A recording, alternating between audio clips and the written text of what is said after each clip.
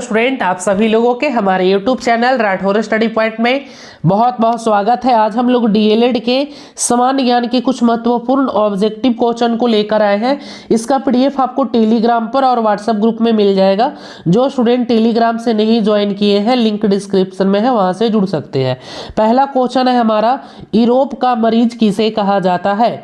Europe का मरीज किसे कहा जाता है, बताइए। यूरोप का मरीज हम लोग तुर्की को कहते हैं, याद रखिएगा, तुर्की को। चलिए नेक्स्ट क्वेश्चन है हमारा, यंग इटली की स्थापना किसने की थी? यंग इटली की स्थापना किसने की थी? प्रतिदिन रात 9 बजे आपका लाइव क्लास होता है। ये रिकॉर्डिंग क्लास हो रहा है, पर प्रतिदिन आपका 9 बजे लाइव क्लास होते हैं। यंग इटली की स्थापना किसने की थी, बताइए। बहुत ही महत्वपूर्ण क्वेश्चन है, मेजनी ने की थी, याद रखिएगा, मेजनी ने। अगला क्वेश्चन है, अंतर्राष्ट्रीय महिला दिवस कब मनाया जाता है? अंतर्राष्ट्रीय महिला दिवस कब मनाया जाता है? ऑप्शन बी हो जाएगा 8 मार्च को, याद रखिएगा, 8 मार्च को। चलिए नेक्स्ट क्वेश्चन है हमारा, अप्रैल थीसिस किसने लिखी? अप्रैल थीसिस किसने लिखी थी?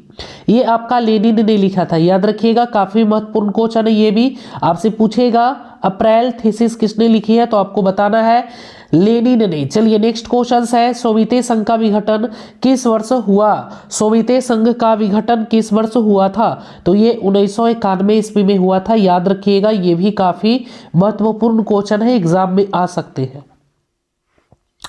अंकोरवाट में किस हिंदू देवता का मंदिर है, बताइए। अंकोरवाट में किस हिंदू देवता का मंदिर है? काफी महत्वपूर्ण है ये क्वेश्चन।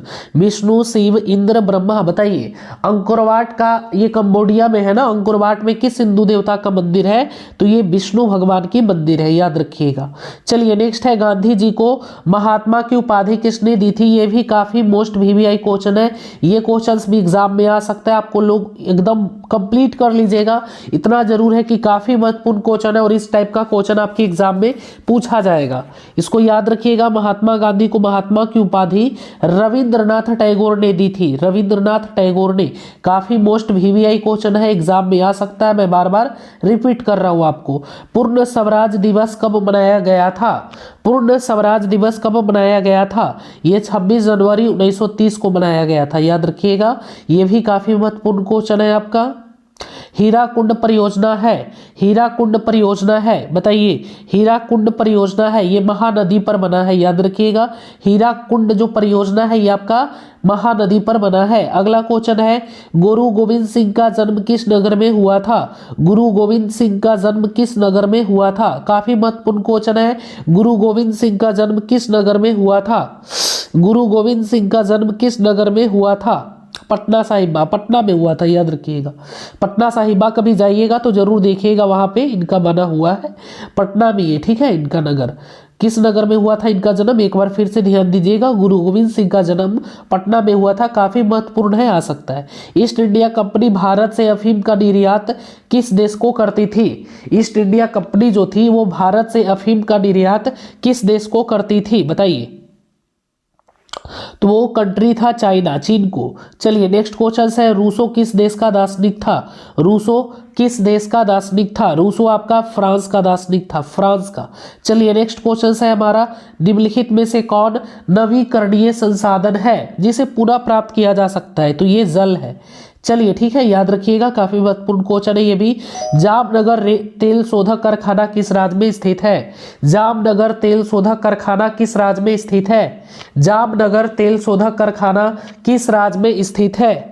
जामनगर तेल शोधक कारखाना किस राज्य में स्थित है? गुजरात में, याद रखिएगा। चलिए नेक्स्ट है, तारापुर परमाणु विद्युत केंद्र है, तारापुर परमाणु विद्युत केंद्र है, इसको भी याद रखिएगा, काफी महत्वपूर्ण क्वेश्चन है। तारापुर परमाणु विद्युत केंद्र आपका महाराष्ट्र में हो जाएगा। चलिए नेक्स्ट क्वेश्चन है, पर्यावरण संरक्षण हेतु पहला विश्व शिखर सम्मेलन कहाँ हुआ था?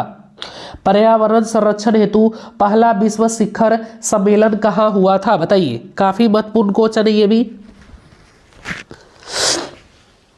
चलिए बताइए कमेंट करके जल्दी से। ऑप्शन ए स्टॉकहोम में। चलिए नेक्स्ट क्वेश्चन है आपका, 1992 ईस्वी में पृथ्वी सम्मेलन कहाँ हुआ था? 1922 ईस्वी में पृथ्वी सम्मेलन कहाँ हुआ था? 1992 ईस्वी में पृथ्वी सम्मेलन आपका रियो डी जनेरिया में हुआ था। चलिए नेक्स्ट है, भारत में कोयले का सर्वप्रथम उत्पादक राज्य है। कोयले का, भारत में कोयले का सर्व प्रमुख उत्पादक राज्य, सबसे ज्यादा कोयला आपका झारखंड में होता है, याद रखिएगा। भारत में सर्वप्रथम चावल उत्पादक राज्य है, भारत में सर्वप्रथम चावल उत्पादक राज्य है। सबसे ज्यादा चावल कहाँ पे होता है? पश्चिम बंगाल ना। चलिए, बहुत सारे लोग गलती कर देते, उत्तर प्रदेश लगा देते, तो उत्तर प्रदेश नहीं होगा। चलिए नेक्स्ट क्वेश्चन, भारत में रेडियो का पहला प्रसारण किस वर्ष हुआ था? भारत में रेडियो का पहला प्रसारण किस वर्ष हुआ था? 1923 ईस्वी में, याद रखिएगा। चलिए नेक्स्ट क्वेश्चन है, भारत में हरित क्रांति शुरू हुई, भारत में हरित क्रांति शुरू हुई, ऑप्शन बी 1966 ईस्वी में, ठीक है, याद रखिएगा, हरित क्रांति। चलिए नेक्स्ट है, सूती कपड़ा उद्योग का कच्चा माल है, सूती कपड़ा उद्योग का कच्चा माल है, बताइए, कपास का। चलिए नेक्स्ट, कपास। रेशमी वस्त्र उत्पादन का प्रमुख केंद्र है, रेशमी वस्त्र उत्पादन का प्रमुख केंद्र है, यह है भागलपुर, है ना, भागलपुर। चलिए, उर्वरक कारखाना अवस्थित है, उर्वरक कारखाना अवस्थित है, उर्वरक कारखाना आपका बरौनी में है, याद रखिएगा। चलिए नेक्स्ट क्वेश्चन है आपका, रंग भेद की नीति के विरुद्ध आवाज किसने उठाई थी? रंग भेद की नीति के विरुद्ध आवाज किसने उठाई थी? बताइए, रंग भेद के नीति के विरुद्ध आवाज किसने उठाई थी? सही हो जाएगा option B, Martin Luther King ने। चलिए नेक्स्ट क्वेश्चन है, धर्म को समुदाय का मुख्य आधार मानने वाले व्यक्ति को कहा जाता है? धर्म को समुदाय का मुख्य आधार मानने वाले व्यक्ति को कहा जाता है? 26 सही हो जाएगा ऑप्शन बी, सांप्रदायिक। चलिए नेक्स्ट है, भारत में राष्ट्रीय महिला आयोग का अधिनियम कब बना था? भारत में राष्ट्रीय महिला आयोग अधिनियम कब बना था? सही हो जाएगा 1990 ईस्वी। चलिए नेक्स्ट है, भारत में संविधान सभा का गठन कब हुआ था? भारत में संविधान सभा का गठन कब हुआ था?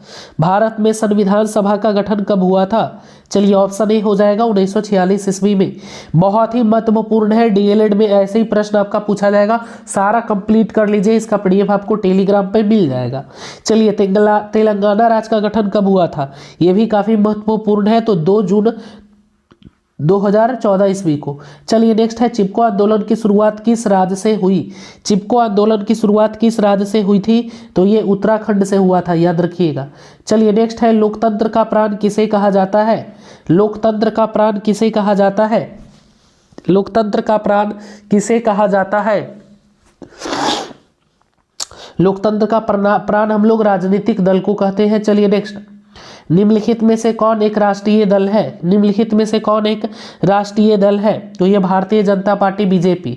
बीजेपी आपका राष्ट्रीय दल है, बाकी ये क्षेत्रीय दल है, क्षेत्रीय दल है, क्षेत्रीय दल है, मतलब एक क्षेत्र तक ही सीमित है ना, जदयू, जनता दल यूनाइटेड। चलिए नेक्स्ट, भारत में लोकतंत्र की क्या चुनौती है? भारत में लोकतंत्र की क्या चुनौती है? तो देखिए, जातिवाद है, आतंकवाद है, परिवारवाद है, इनमें से सभी हो जाएगा।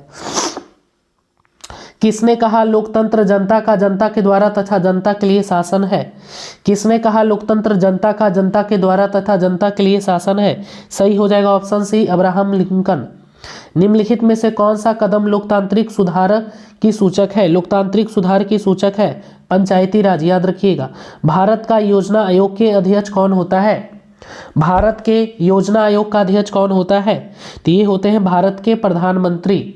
चलिए नेक्स्ट, भारत में प्रथम पंचवर्षीय योजना की शुरुआत, सबसे पहले पंचवर्षीय योजना की शुरुआत 1951 ईस्वी में की गई थी, जब हमारा देश आजाद हुआ था, है ना। चलिए नेक्स्ट, 51 से 5 वर्षों की ये योजना होती है, याद रखिएगा, ये राष्ट्रीय योजना होती है, ये सब सारा याद रखिएगा। बिहार में किस जिले के प्रति व्यक्ति आय सबसे कम है? सबसे कम है आपका शिवहर का। चलिए नेक्स्ट क्वेश्चन है, आधुनिक युग की प्रगति का श्रेय मुद्रा को ही है, यह कथन किसका है? बताइए। ये कथन था मार्शल का, याद रखिएगा। बांग्लादेश की मुद्रा का नाम क्या है? बांग्लादेश की मुद्रा का नाम क्या है? बांग्लादेश की मुद्रा का नाम है आपका टका, याद रखिएगा। चलिए नेक्स्ट क्वेश्चन है, भारत में सहकारिता आंदोलन का प्रारंभ कब हुआ? भारत में सहकारिता आंदोलन का प्रारंभ कब हुआ? सहकारिता आंदोलन प्रारंभ हुआ आपका 1904 ईस्वी में, याद रखिएगा। अगला क्वेश्चन है हमारा, भारत में कितने राष्ट्रीयकृत बैंक है? बताइए। भारत में 19 राष्ट्रीयकृत बैंक है, याद रखिएगा। चलिए नेक्स्ट क्वेश्चन है, मानव की न्यूनतम आवश्यकता क्या है? मानव की न्यूनतम आवश्यकता है रोटी, कपड़ा और मकान। चलिए ऑप्शन ए। नेक्स्ट क्वेश्चन है, इनमें से कौन पूर्णतः सरकारी सेवा है? पूर्णतः सरकारी सेवा है 44, ये है सैन्य सेवा। पूर्णतः ये सरकारी सेवा है, सैन्य सेवा एकदम सरकारी है। कोई थोड़ी बोलेगा कि हम प्राइवेट सैन्य सेवा लगाएंगे, है ना। अंबानी थोड़ी बोलेगा कि हम भी अपना सेना लगाएंगे। चलिए नेक्स्ट, भारत सरकार ने सूचना का अधिकार अधिनियम कब पारित किया था? तो ये 2005 में पारित किया था, याद रखिएगा, जिसे हम लोग RTI बोलते हैं, है ना। इसके अंतर्गत आप किसी भी प्रकार की जानकारी सरकार के द्वारा ले सकते हैं सरकार से। सुनामी शब्द किस भाषा से लिया गया है? सुनामी शब्द आपका जापानी शब्द है, याद रखिएगा। निम्नलिखित में से कौन प्राकृतिक आपदा है? निम्नलिखित में से कौन प्राकृतिक आपदा है? यह भूकंप, ये प्राकृतिक आपदा है। चलिए नेक्स्ट क्वेश्चन है, मलबे के नीचे दबे हुए लोगों का पता लगाने के लिए किस यंत्र की मदद ली जाती है? तो टेलीस्कोप का मदद लिया जाता है, याद रखिएगा, ठीक है। तो चलिए आज हम लोगों ने कुछ महत्वपूर्ण समान ज्ञान के समान अध्ययन के क्वेश्चन किया। इसका PDF आपको टेलीग्राम पे व्हाट्सएप ग्रुप में मिल जाएगा। जो व्हाट्सएप ग्रुप से नहीं जुड़े हैं, इस नंबर पे व्हाट्सएप करके जुड़ सकते हैं और चैनल को सब्सक्राइब कर लीजिएगा। प्रतिदिन रात 9 बजे आपका लाइव क्लास होगा। अभी आपका 9:30 बजे से SSC का भी क्लास है, 9:30 बजे से बिहार SSC का क्लास आज होगा। धन्यवाद।